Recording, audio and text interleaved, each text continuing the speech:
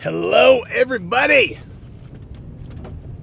This is Big Jesse, the Shielded Prepper.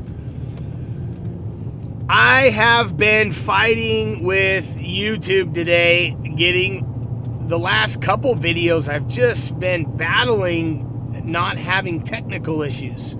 So I have an awesome one that's in process for you right now.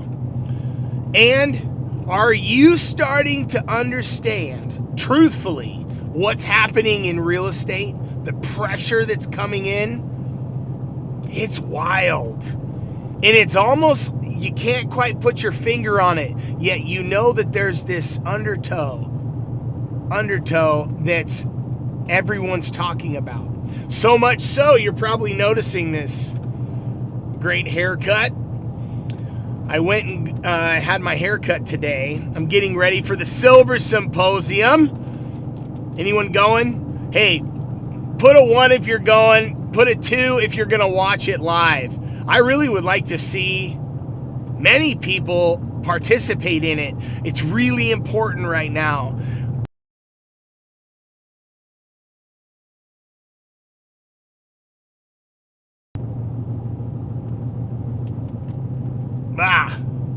My back? Oh man, I don't know what happened there. What's going on here? Maybe I'm having bad service. We have a responsibility right now to ensure that we are using wisdom, which is more valuable than silver and gold. That we're using wisdom and we're taking control of it right now. And part of the symposium, I really think those that are drawn towards precious metals and cryptos is they have this understanding. They have this understanding of stewardship. Yes, it is an investment, 100%, total investment. A total hedge when it comes to gold and silver. We're making decisions based on income and what it could do with our wealth, and to take our wealth and to be able to put it someplace to hedge against what's coming. Yet there's this measure of stewardship that's connected to precious metals. And before you can really understand the value of precious metals, there's this component of wisdom that has to be part of the conversation. Has to be part of the conversation. Wisdom. If we aren't entering into any type of hedge or protective investment, or how we're going about our daily comings and goings and using wisdom is going to be our key. The only way to achieve wisdom is to keep it in the apple of your eye, meaning looking at it, reading, listening. The Ninja Nation is 100% connected to giving wisdom to people that think and act like we do. 100%.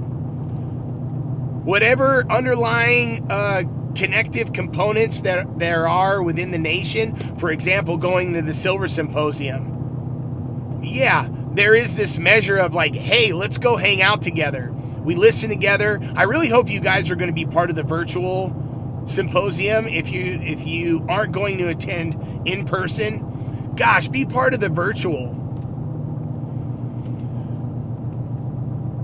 I'll share this with you. I'm not sure quite I don't know if there's anything you're not supposed to say. I'm just going to talk to you guys and just enjoy this opportunity because I'm by myself in my car and I've been battling technical issues with YouTube. Yet, it is very important for us to understand how to stay connected to like-minded individuals. We are like-minded individuals. I haven't experienced trolls yet. Everyone else, I talk with the Ninja. I talk with the Financial Prepper. I talk with the Side Hustle Survivalist. If you guys don't know Bud, you got to go check Bud out. Yet all of them have had trolls. I haven't yet. Just know that those that interact with this channel, I've noticed, are really salt of the earth. It's a quite interesting experience to communicate and to get to know many of you. All that to say, I intended on getting to this point. Sorry, I'm driving and I have this stream of understanding right now. So I went to get my haircut today. What do you think? How did I do? And I told her, I said, don't cut off any of the sterling silver. I'm going to the symposium the end of the month.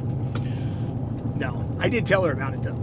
Yet what we did talk about was this young lady that had purple and blue in her hair, and she had it shaved up to about underneath her, above her ears, and she had it pulled back.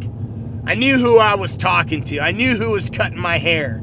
Yet I also knew that this is a young lady that is cutting my hair as a service. And it's a very intimate experience to have your hair cut because somebody's like right up in your personal space. If you know what I'm saying, give it a like. And I start talking with her and I start asking her, and we were talking about, gray hair, it starts off real superficial, and then I start asking more direct questions. And I said, we started talking about Barack Obama. And I said, man, Barack Obama was a good-looking man, or is a good-looking man. I said, isn't it interesting to watch how the office of president ages them? We started talking about gray hair. And I said, I got to be honest, I was really pulling for Barack Obama to do something big because he was this young man. He had this young family. He's the president. He's the first black president. So there was this part of me that was like, come on, like, let's go. And at this point, we know things different. And I said to her, and it made her a little uncomfortable. I said, okay, I'm sure you have 1,000 things you hate about Donald Trump. She goes, oh yeah. And I said, yet you're a working woman that is earning money. I said, do you have any family? No. Children? No. She has 3 roommates, or there's 3 in her apartment, and they're paying $2,600 a month for a 2-bedroom apartment, and there's 3 of them. And the other couple are getting married or something, so they're helping offset costs. And I said, what did you like about Trump? Of all the things you hated, what did you like most? And she just sat back. She goes, oh my gosh, well, that's going to be difficult. And she goes, well, so you saw this softness in her heart. She goes, we were definitely, it was a lot less money to live then. I said, okay, tell me more. What do you mean? She goes, well, just going to the grocery store. She goes, right now, I have to live with my credit cards. And I'm like, really? And she goes, yeah. She goes, it was a lot less then. I said, well, what was he doing different then? And she goes, well, I don't know. She goes, I don't know what's going on with the Ukraine. I know it's important because Russia is really bad or something along those lines. So we started talking. I said, so strong leadership. I said, do you feel like our current president is a strong leader? She goes, no. I said, if you had to choose a leader, Donald Trump or Joe Biden, who would you choose right now if you had to go? I said, I'll give you a good tip if you answer it. She goes, Donald Trump. And I said, really? Even with his Twitter account and doing the inappropriate stuff and saying stuff that no one liked, and she goes, I would. I said, would you vote for him today if you? And she goes, yes. I said, so you're more conservative than you're letting on. And she goes, maybe. And I said, do you think that that's because you've been having to grow up over these last 3 years and things have become a lot more difficult? And she said, yeah, maybe. So I just intend on letting you guys know that stewardship of our money and our resources, connecting to gold and silver, why we hedge with it, why it's important to know about it, because more than anything, it's connected to wisdom, that we're looking down the road and we understand that there's a shift happening. There's a shift that's happening right now. It's right in front of us, and it's gonna get wild. We're just starting. I didn't know about all this just a couple years ago, truth be told. I've been learning and following the Ninja Nation. Obviously, Travis has been a huge part of the awakening of this. Chris Taylor, too. I mean, I'd follow those 2 guys early on. And it's this awakening. Like, okay, I can do this. I know how to get out of debt. I know how to stack beans and rice. I understand what protection is. I understand why water's important. I understand why medical supplies are important to have and to do that myself. And I understand with some of my leftovers, I shouldn't have all my money in the bank. I probably should have a little bit of cash at home. I probably should have some precious metals. And if I can't afford gold, I better have some silver. Just some. And if you can't afford those last 2, you focus on the first 5. And if you can't afford all 5 of the first ones, you do the first number 1 and number 2, which is food and water. Then you add power And I would say that electricity is so important, it's more valuable than water. In the right situation, electricity it's amazing. Anyone agree with that? Who's listening right now that understands the value of electricity? And if it really did get removed out of our lives with just in a couple of weeks, it would completely change our world. Water would be like, where do we get it? Where do we get it? The city water pipes aren't working anymore. If you don't have a hand pump for a well or a water source next to you, think about how important electricity is. If you don't have your electrical game on point, boy, that's one that doesn't take long to get on point. Think about that. Anyway, guys, I'm heading to another appointment. I'm hanging a lockbox on a listing. Boom. Real estate's still happening. It's not exploding, yet it's changing. It's changing. And as an experienced real estate agent, if you intend on selling your home, hey, good, NVREZ, I get it. If you intend on selling your home, don't wait until next summer. If you can sell it now, get it going. The shift is happening, and that snowball's building, and it's going to grow quickly. So those that can move, and remember, the market doesn't drop 20% in a month.